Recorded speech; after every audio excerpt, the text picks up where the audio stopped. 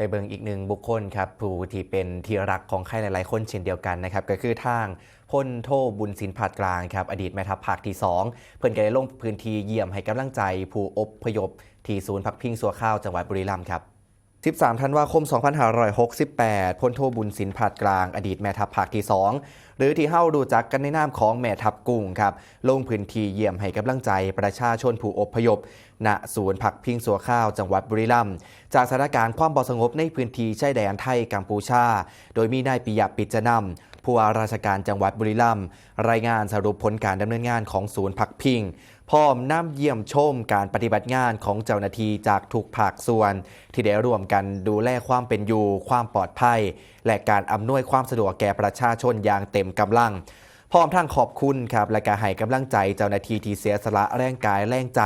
ปฏิบัติหน้าที่เพื่อประเทศชาติและก็ประชาชนจากนั้นเองครับทางพลโทบุญสินก็ได้เดินทางเยี่ยมให้กำลังใจผู้อพยพพร้อมกล่าวให้กำลังใจประชาชนว่าขอให้ทุกคนเข้มแข็งอดทนและก็มั่นใจว่าเจ้าหน้าที่ทุกฝ่ายกำลังเฮ็ดหน้าที่อย่างเต็มที่เพื่อให้ทุกคนกลับบ้านอย่างปลอดภัยโดยเร็วที่สุดครับ